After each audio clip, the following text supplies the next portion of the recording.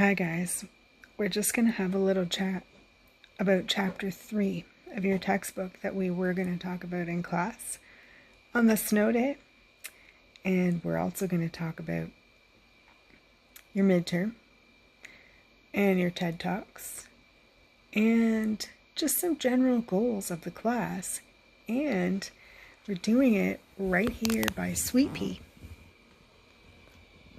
Look at that. She's sleeping on her little living room, I call it. That's her living room. It's her own bookshop. Look at those little toe pads. Sweet Pea. Alright, so I hope you enjoyed the snow day. You were supposed to read Chapter 3, Classic Theories, Part 1. And it's starting to get into what I'm calling our theorists, although you've met quite a few of them already. The chapter starts off doing a little bit of a review of chapter 1 and 2. It says, in the opening chapters of this book, we considered the importance of studying religion today and took methodological steps to solidify a position from which to analyze and interpret the subject matter. Remember, we talked about the difficulties of defining religion and why. We talked about some of the forces that caused definitions of religion to be kind of Protestant heavy or Christian heavy, and how those tended to break down when we thought a little harder about what is Hinduism or Buddhism as a religion. What about indigenous traditions? We need some better way of defining it, we learned. We hit upon some key words earlier, like defamiliarization, comparison, and empathy, as some of the things that the religious studies researcher needs as tools. Defamiliarization, so forget about things you think you know and try to observe and try to compare and try to have empathy for your subject.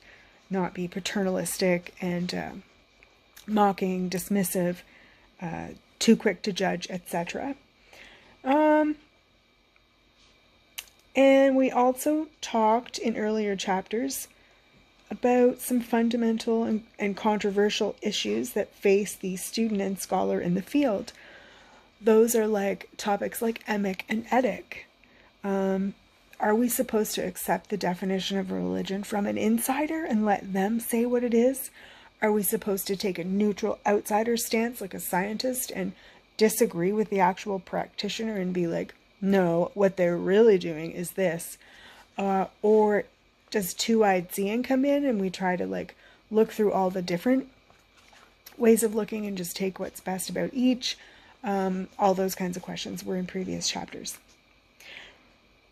But this chapter actually starts to get into some people that I hope you get to know. And I want you to read all of chapter 3.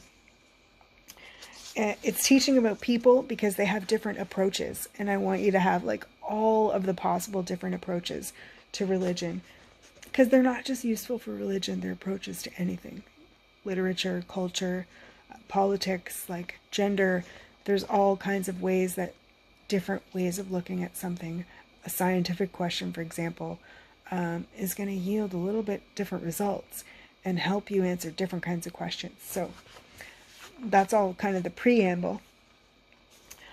It reminds us that the study of religion is a modern phenomenon and that it wouldn't exist unless we had its opposite, which only developed in more recent, like pre-modern Europe till now, years, secularism. Antiquity didn't really talk about religion because it did not exist anywhere. There was no not religion. There was religion everywhere, so much so that it didn't exactly even get a name. It was just like life, reality, the gods, the things you needed to do to the gods in order for things to go well. Emperors and the things you needed to do in order for the state to be healthy and everyone to be safe. These were just like the rituals and calendars and festivals and rites and prayers and like community rites of passage that were how to make things go okay.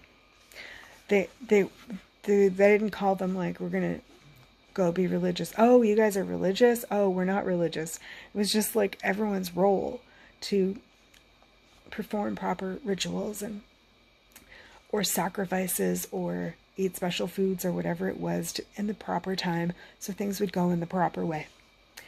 So your textbook, chapter 3, points out that now we do definitely have and need the concept of religion because we have also developed places that are allegedly not religious, so secular places.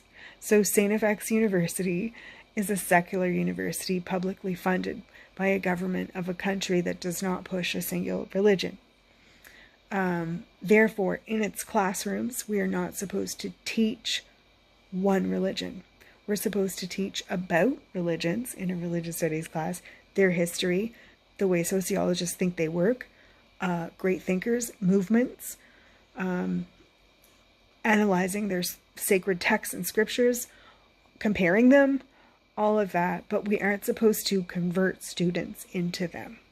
That's secular. It means like not at the mercy of or not sort of being paid by, not needing to find answers that agree with a religion. At the same time, of course, St. FX is culturally, its heritage is Catholic. It was founded by Catholics. It was built largely by nuns, the Marthas. Priests used to be all of the like teachers and principals and live here and everything. So it's a mix. We have a religious kind of heritage flavor. We have mass, we have chapel. Our university's chaplain is a Catholic priest, although he tries to point students to other faith backgrounds if they need to find someone in their own group. But so that's what secular means. It means like trying not to promote a given religion and trying to make a space where all people of any religion or no religion kind of have an equal playing ground and equal right to be there and stuff like that.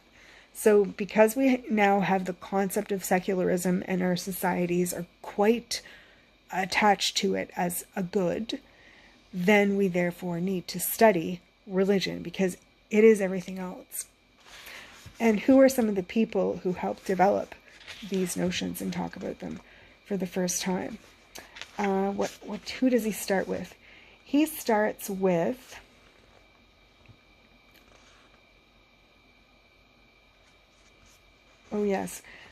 religion as individual experience. So he starts with some thinkers who say religion can only happen deep inside a person in a way that they can never explain. It is a profound experience that has no words and that changes them and that teaches them like what I just felt was true. And that is like the essence of what religion is. So one of these people is Rudolf Otto. German Enlightenment thinkers often attempted to defend religion as a fundamentally rational phenomenon. They argued that a lot of it simply makes sense, especially from an ethical or social standpoint. For example, thou shalt not kill is a reasonable moral principle that needs no supernatural source. It's sensible not to kill without a very good reason because we wouldn't like to be killed without a very good reason ourselves. They take those kinds of thinkers in the Enlightenment took figures like Jesus Christ or the Buddha, and they held them up as sort of just a nice ethical model without needing to think about any of their claims about ultimate reality or anything like that. So such kinds of beliefs, the Enlightenment thinkers thought, were well worth preserving. However, there were also aspects of religion that these same figures found distracting, irrational, and even harmful, and they claimed that those aspects should be let go. Maybe things like hell, or thinking that your religion gives you salvation and everyone else is going to hell and you're the only right person, maybe things like that in the Enlightenment. Of course, this caused an opposite reaction because that always happens in society. It's like a pendulum. Something becomes really popular and then people get tired of it and they go to the opposite. It's like the pendulum swinging of trends in history. So the pendulum swung to the opposite of rational enlightenment, which was the Romantic period. Romantic movements surged across Europe. They resisted the priority of reason and instead emphasized feeling, imagination, nature. In Germany, Friedrich Schleiermacher, that's one of your theorists, was an eloquent spokesman for Romanticism, and he focused his attention on rehabilitating the emotive, non-rational element within religion. So I want you to be reading about him. And then Rudolf Otto, 1800s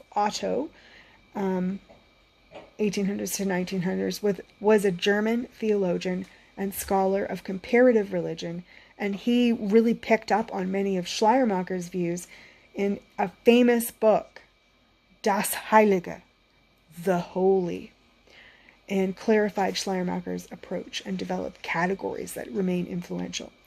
So that's Otto, and both of them, or all of these people, are saying that religious experience is what it's all about. The most important part of analyzing what religion is, most important part of the definition.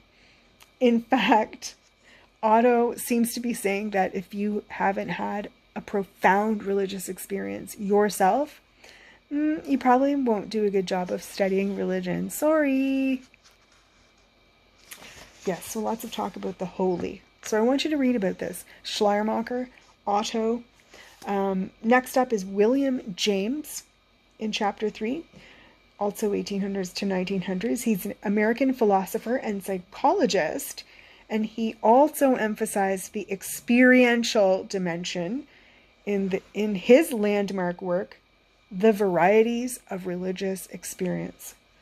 Pretty much every library has this. It's truly a classic, The Varieties of Religious Experience. It's an oldie, but it's influential. He kind of launched the psychology of religion as a field. So psychology of religion comes out of this time when people were defining religion as human experiences above all else. So yeah, similar to Otto. William James, Otto, Rudolf Otto, Friedrich Schleiermacher. These guys are all like experience, romanticism, stuff like that. Moving to a different section of the chapter, it's called Religion and Its Social Function. You might actually guess who I'm going to say next if you watch the very first Little Religion for Breakfast video. Emil Durkheim. He's who comes next is in the Religion and Social Function section. Moving to thinkers who emphasize the social function of religion, we now turn to Emil Durkheim, 1800s to 1900s again. It's a hot time for this. He was a French social scientist and one of the most important pioneers of sociology as an academic discipline. He put forth his most influential theoretical ideas about religion in a 1912 book called The Elementary Forms of Religious Life. So these people are just writing like books that are like, I'm going to describe what religion is, and it was kind of new at the time. A heyday of sorts. In the opening pages of his remarkable work, Durkheim urges readers to clear away their preformed judgments and criticisms. And then he tries to throw out some commonly held views, including the notion that religion is about belief in divine beings. So he takes that old view, religion is about believing in gods, believing in supernatural beings, and he says, no, it isn't. That's not the right starting point. And then he puts forth two categories that have become very influential. He says, no, it's not about gods, it's about the sacred and the profane. the sacred and the profane. Emil Durkheim. So that's one of those pairs that we really want to keep coming back to. Emic and etic. Theology versus religious studies. Secular versus religious. The sacred versus the profane. Yep. So that's Emil Durkheim. We are going to move to a different name that comes up in this chapter 3. Max Weber. It's pronounced Weber, but it's a W. So if you say Max Weber, I'm not going to mind, but I think it's German, so Max Weber. German intellectual trained in law and economic history who eventually turned to broad investigation of social institutions. And along with Durkheim, Weber played a crucial role in the founding of modern sociology. Sweet Pea sneezing. Look at that. She has allergies. Sometimes I give her a little asthma puffer and then she gets a treat. Poor kitty. She's old. She's an old girl. So yes, Max Weber, German, agreed with Durkheim. Oh yeah, sociology. So society is where we find religion. Not personal experience, but society. And definitely read about Weber in chapter 3. He's another biggie. Every intro to religious studies class is going to have Weber. Who else is in here? Victor Turner. Now, so far this book has no women, but this is like the worst one because Victor is married to Edith Turner, and they're both equally scholars, and they write everything together. So why it just says Victor Turner? It should absolutely say Victor and Edith Turner. So when it gets to them, in addition to sociologists like Durkheim and Weber, anthropologists have also made significant contributions to our understanding of religion. A good example is Victor and Edith Turner in the 1900s to 1920 to 1983. Oh, they're getting up to be more recent. They engaged in field work in different places, such as the continent of Africa, and then they developed a highly influential theory of ritual that remains a touchstone for scholars and students in the field. So ritual is what the Turners were really into. And they have these categories that they made up that I've definitely heard still used today. Rites of passage include a preliminal stage associated with separation, a liminal stage associated with transition, and a post-liminal stage associated with incorporation. So basically they're talking about religion as primarily ritual and social ritual, meaning in community. And they say that it has this separation stage, like you go away from your normal life, and then it has this liminal stage where you're neither here nor there. You're in a sort of a temporary transient space, and then you go back and reintegrate into life, but with the new experiences and lessons that you've had, and hopefully with something that they gave a name to that they called communitas. Communitas is, one thing they work with is pilgrimage, like spiritual walking or religious pilgrimage to a specific shrine or that kind of thing. And so there's the separation time when you're like, I'm going on a pilgrimage and I need to pack tent, like extra socks. I need to pack bug spray. Like you're packing all these, you need to pack light, not a bunch of like devices and stuff. You're getting ready. That's your preliminal phase when you're separating from your normal routine. Then your liminal phase is like you're on the pilgrimage. You're getting blisters. You're getting sunburn, your feet and legs are getting sore, you have to walk for many days, you're walking with these people you don't know, they're all here in the same weird liminal space together, and what they say happens is a leveling of social roles. In other words, it becomes an egalitarian group. Everyone has blisters. Everyone shares their food if they're hungry. Like, everyone is generous. And in that liminal time, you learn these lessons. Like, what if life could be like this back home? What of this can I bring to my stress back home? And then the pilgrimage is over and you do go back home, but you are changed because you have experienced liminal space and communitas. So that's one thing that Victor and Edith Turner did. But they're mostly in this book not only for pilgrimage, but for those terms like liminal and for the focus on ritual in community. So that's interesting as well.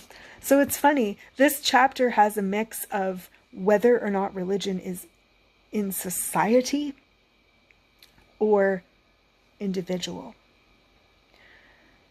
And some of that is, sometimes it's mixed. Like, going on a pilgrimage is kind of individual, but the purpose for it is for you to, like, do better in society. So anyway, you have to read this chapter to compare, Weber, Durkheim, the Turners, Rudolf Otto, and Friedrich Schleiermacher, and see what they all say about this. And the chapter closes off with someone you've heard about before, Clifford Geertz. Remember, you learned his top phrase, his high score, his big idea, thick description. His claim to fame is the phrase, thick description. I'll give you a thick description.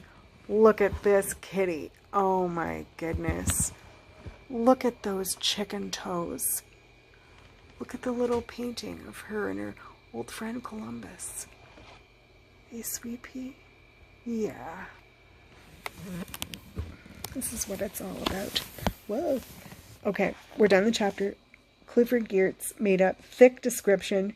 He spelled out the theory behind this practice in a well-known essay titled Religion as a Cultural System. I want you to know everyone's like one big thing they wrote about religion and their one big keyword that they made up. So like for the Turners, it would be liminal and communitas. And for Clifford Geertz, it would be thick description and religion as a cultural system. In the essay, Religion as a Cultural System, Geertz tells us that religion is an aspect of culture. So religion falls under the category culture. And as such, it's part of a historical transmitted pattern of meanings embodied in symbols. Ah, yes, he loves symbols. Geertz loves symbols. We learned that before too. Religion is a system of symbols. So you got to read this whole chapter on Geertz as well. Here's his official quote.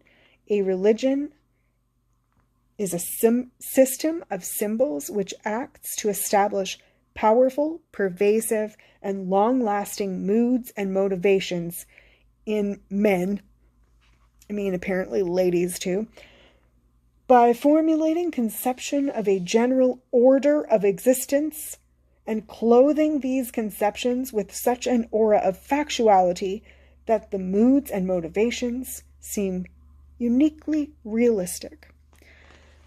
So, yes, a whole system of symbols, if it's powerful enough and if it works well enough together, can motivate a person and bring them joy, bring them a sense of meaning, and really order their lives and their behavior in what he thinks is a good way, all down to good symbols. Yeah. There's lots more to it than this. And the chapter closes off with a section called Welcome to the Jungle. The dilemma. Is our subject discovered primarily within the feelings, acts, and experiences of individuals in their solitude, as James would have it? Or is it eminently social, as Durkheim would have it? To take the issue one step further, the chapter has also discussed a number of theorists who align the essence of religion with the non-rational. James and Otto present clear examples of this move. Other figures, such as Durkheim and Weber, see religion, society, and rational order as closely linked. So this chapter just has a cluster of some of the religious studies theorists that were big and still are big, specifically grouped around some that think religion is extremely personal and experiential, and others that think that religion is extremely social and ordered and more rational and like has good, predictable effects when rituals are done a certain way, or when groups have certain, things that they do together. Please always keep in mind through your textbook those phrases emic and etic, because sometimes it breaks through your textbook that he's not being neutral, your author. I'm never saying that that's a bad thing. Like when I pointed out in the videos we watched together, Alison Milbank, that she was a Reverend Canon, priest in the Church of England, and that some of what her job as a priest is came through in the things she said in the video. That's not bad. It's not bad that Tom O'Loughlin was an Irish rogue priest. It's not bad that Ryan James is a Marxist cultural theorist. It's not bad that who else had some? Well, anyway, none of them are 100% etic, and that's fine. But I want you to be cultivating the way to see when you're reading something, anything. I want you to be cultivating a little radar. It's like, oh, this YouTube video started out good, but now it's switched into, I think it's a cult because I suddenly don't buy anything they're saying. Or gotta fact check this. Things can take on the guise of the etic and then bring you in, and then suddenly switch to the emic. And you're like, oh man, do I discount the whole first 10 minutes that I watched because now it's trying to convert me to this? Anyway, it's useful for your life. That's all I'm going to say about chapter 3 in this strange phone with cat format. Kitty. But I'm going to say 2 more things, and they're about our lives in this class. One of them is about your TED Talks. They're far away. They're not till March 20, 24, and 27. But I want to remind you what they are, especially for people who join the class late. I explained them the first day. Your TED Talks are going to be a lot of fun. They will look like this. 2 hats or bowls. You're going to pull a theorist out of one hat. You're going to pull a situation out of the other hat. And then there's going to be a timer for 1 minute. Before the timer starts, you get a chance to pass on your theorist or skip it and choose a different one if you really don't know the one you pulled, which you lose 1 point if you skip. Then the timer starts, and for 60 seconds, you just have to think like you are that theorist and say what you would say about that situation. So how do you get ready for something like this? I was going to say a game like this. It is a game. It's hardly a test. It's a game. So to start preparing for this game show, just know your theorists. Just write them all down and know their one big idea. I am working on, I'm not finished. I meant to put it up today. I'm making a big slide deck that's only your theorists, all the slides that have the person's picture, their country, their main contribution, the years they lived. I'm making one for every theorist, including the ones from the outside the box days, and the ones from videos, and the ones from your textbook readings. So I'm working on that. But remember the day everyone had a sheet of paper, and you had to make a list out of your head of all the names you remembered that we've encountered. And it wasn't that many, 5 or so. And then you got to do it again, but this time you were allowed to look. And so you listed all the theorists we found in here: Freud, Rebecca Thomas that just gave one little video, like small names, big names, as many as you could, and people got more like 20. And then your job was to write a little one-liner for every single person. Like Clifford Geertz, oh, thick description. You know, Edith and Victor Turner, liminality, ritual. E.B. Tyler, primitive and like the theory of evolution of religion. J.Z. Smith, the Gandalf of religious studies. All of that kind of thing. So you did that, and then you flipped the page over, and some of you actually made a stats card, like it was a hockey card or baseball card, but for the sport of religious studies. So that's the type of skill that you need for this TED Talk. So start now making your own list of all the names we cover, and you'll probably find a slide for pretty much everyone. I try to make one every time we cover someone. The main thing to know for each theorist is what is their contribution or relation to religious studies. Because some of your stats sheets were like kind of vague. Like if a person picked Sigmund Freud, it seems like maybe they went on Wikipedia and they were like father of psychoanalysis, like famous quotes about psychiatry, the ego, the id, the superego. That stuff's all fine and that stuff's all Freud, but I only care about what Freud said about religion, which, like if you use Wikipedia or ChatGPT, it's not going to be geared to our class. It's not going to say what's in the readings.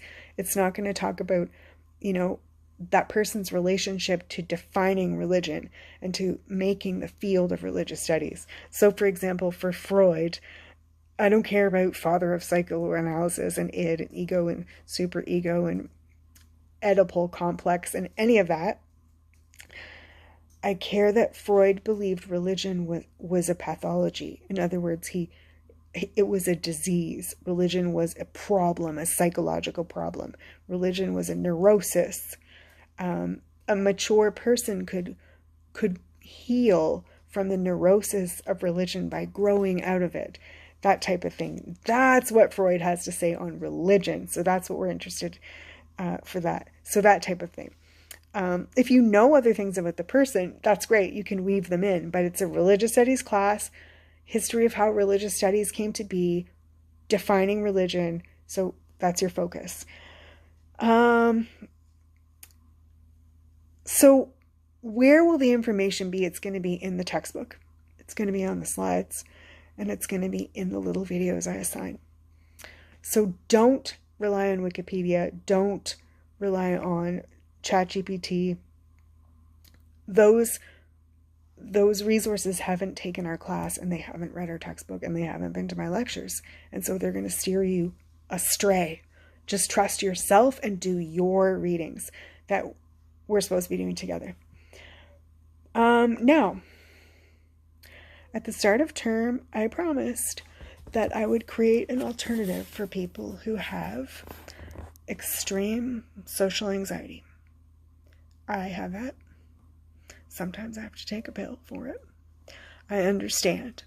I'm also shy and a hermit and everything else. So I promised that I would make an outlet for people who really feel like, well, I might die if I have to give this 1 minute TED Talk pulling things out of a hat.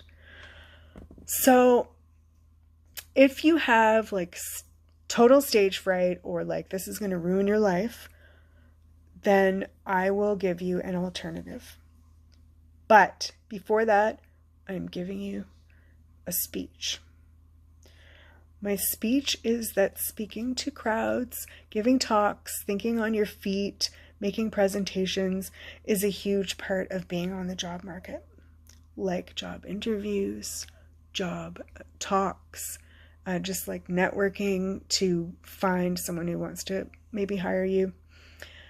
Not only to get a job are these kinds of skills important, but they can be important at your job or as your job, like journalism, entertainment, teaching, politics, marketing, sales. There's so many reasons why you need to know how to push past nervousness, think on your feet, be able to speak to a crowd and things like that. So I want you to push past nervousness and try this. This is the best time to get over those types of fears right now while the stakes are low. It's going to be like your audience is me, totally cheering you on, and your peers who are in the exact same boat as you. So that it's really low stakes. This is the time to try and get over this hump of being nervous about this type of thing. But a promise is a promise. And if you really, really, really, really, really cannot do your TED Talk in front of the class, there are 2 other ways you could do it. One is just come to my office hours, in-person office hours, and we'll just do it there like that. And 2 is, some people might like this. You just don't do it, but your final exam is worth more. Like the amount of marks that were for the TED Talk, now your final is worth those many marks. This could be scary because it makes your final more pressure, but wait until the midterm. After you see the midterm, you're going to see what the final is like because they're the same exact style, just cumulative, just more stuff on it. So, yep. So there's a place on Moodle, March 20, 24, and 27, that's about the TED Talks. And now the third thing I promised I would talk about for this so-called snow day situation. Now Sweet Pea's snoring.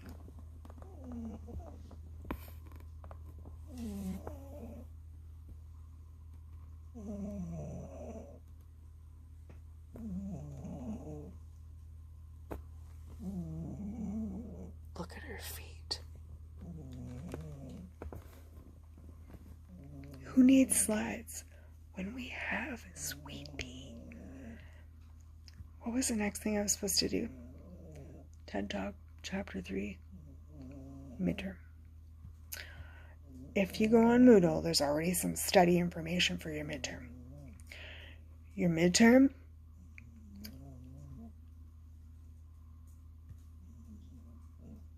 where is it? It's right before the study break. It says midterm study guide. Monday, February 10th, midterm review day. So, midterm format, if you've done a test for me before, you'll know that it's all like a variety of different kinds of questions that are very short.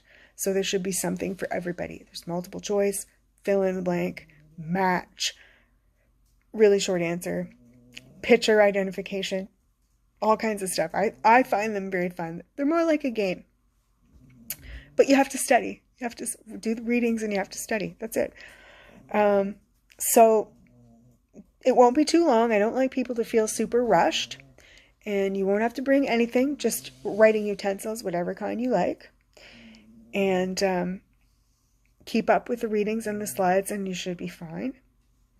The quiz questions, we've had 2 quizzes so far. Some of those will repeat on the test. I always draw a few questions from the quiz questions. You're in luck about that because I made a practice quiz. So if you go to the midterm study guide section, you'll see a quiz that isn't for marks. It has it randomly pulls from all the questions from quiz 1 and quiz 2 so you can practice them over and over. And that kind of covers everything for chapter 1 and 2. But I still need to make them for quiz 3. There's one more quiz coming up, quiz 3, and that's going to cover the rest of what's on the midterm. So stay tuned for that. So what else is there? What to bring to class. It's worth 20% of the final grade, so it's not make or break by itself, but it is nice to get done with over the break, before the break. It covers from the beginning of class to October 6th, and what that means is the textbook readings, the lectures, and any extra thing I assign, like that video on emic and etic, or the videos on what's theology versus religious studies, or, what is religion? All those little short videos count.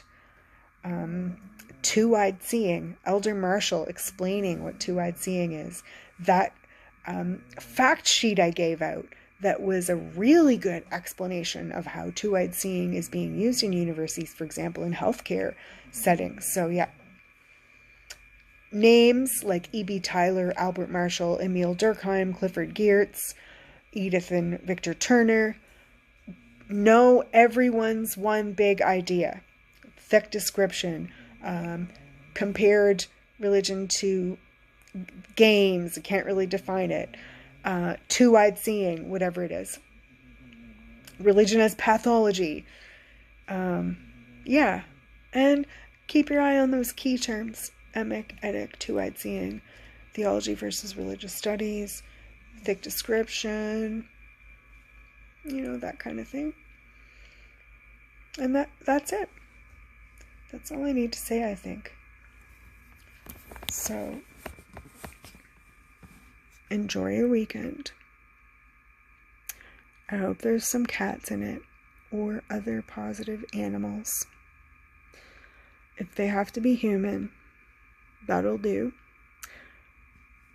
Read chapter 3. Please become a person who can read long form. Because when you're a person who can read long form, you're a person who can communicate and think long form eventually. And it isn't good for us.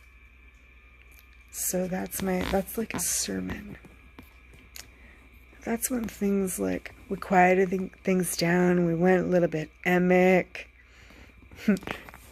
Bye, Sweet Pea. Say bye to Sweet Pea. Sweet Pea, the students are saying goodbye. Are you going to say goodbye? Oh, she gave you the blink. Bye, guys.